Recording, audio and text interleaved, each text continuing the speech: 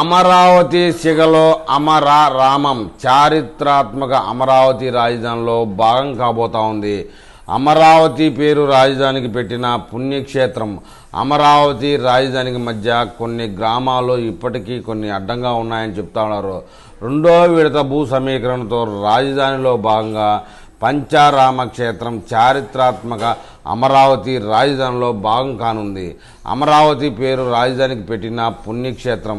అమరావతికి రాజధానికి మధ్య కొన్ని గ్రామాలు అడ్డంగా ఉన్నాయి. రెండో విడత భూ సమీకరణలో భాగంగా రాజధాని అవసరాల కోసం చారిత్రాత్మక అమరావతిని కూడా రాజధానిలో కలుపుతూ ముఖ్యమంత్రి చంద్రబాబు ప్రకటన చేస్తారంటూ ఎమ్మెల్యే భాష్యం ప్రవీణ్ సోమవారం జరిగిన లింగాపురం గ్రామ సభలో అయితే ప్రకటించారు.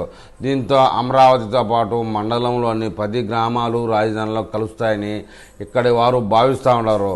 రాజధానికి రెండో విడత భూ సమీకరణ గ్రామ సభలు పూర్తి కావచ్చాయి. అమరావతి మండలంలోని 8 గ్రామాలు, పెద్దకూరపాడు మండలంలోని 2 గ్రామాల్లో అధికారికంగా గ్రామ సభలు నిర్వహించి మెజారిటీ రైతుల అభిప్రాయాలు అయితే సేకరించారు. అమరావతి మండలంలోని 12 గ్రామాలు, పెదకూరపాడులోని 2 గ్రామాలు సుమారు 34,000 ఎకరాల భూ సమీకరణకు కార్యాచరణ మొదలుపెట్టారు. మొదటి విడత గ్రామ సభలు జరిగిన వైకుంఠపురం, పెద్దమద్దూరు, కర్లపూడి, ఎండ్రాయి గ్రామాల్లో భూ సమీకరణకు సంబంధించి రెవెన్యూ, సిఆర్డీఏ అధికారులు రంగంలోకి దిగనున్నారు. ఉంగుటూరు, నరుకుళ్లపాడు, నెమలికల్లు, మండెపూడి గ్రామాల్లో పాటు పెదకూరుపాడు మండలం, కంబంపాడు, బలుసుపాడు గ్రామాల్లో కూడా గ్రామ సభలు నిర్వహించి రైతుల అభిప్రాయాలను తెలుసుకోబోతా ఉన్నారు. రైతుల మనోగతాన్ని ఎమ్మెల్యే భాష్యం ప్రవీణ్ ముఖ్యమంత్రి చంద్రబాబు నాయుడు దృష్టికి తీసుకెళ్లాక ఆ గ్రామాలపై కూడా ఒక నిర్ణయం తీసుకోనున్నారు. అన్ని గ్రామాల్లో ఏకగ్రీవంగా భూ సమీకరణ ఆమోదం తెలియజేయగా సరుకుళ్లపాడులో మాత్రం కొంతమంది రైతులు వ్యతిరేకిస్తూ ఉన్నారు.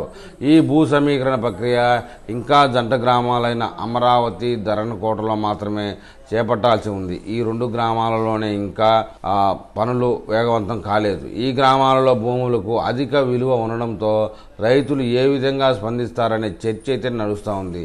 ప్రధానంగా మండల కేంద్రమైన అమరావతితో పాటు ధరణికోటలో, గుంటూరు, సత్తెనపల్లి మార్గాలలో ఉన్న భూముల విలువ రాజధాని వచ్చిన తర్వాత ఊహించని రీతిలో పెరిగిపోయాయి.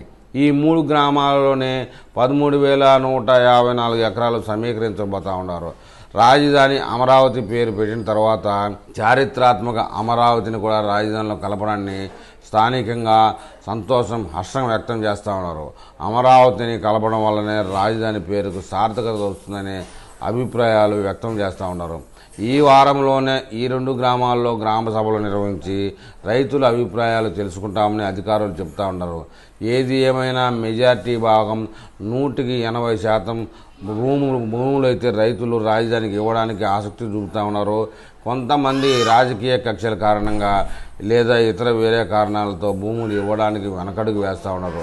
మొత్తానికి ఏది ఏమైనా అమరావతి ఆగే పరిస్థితే లేదు.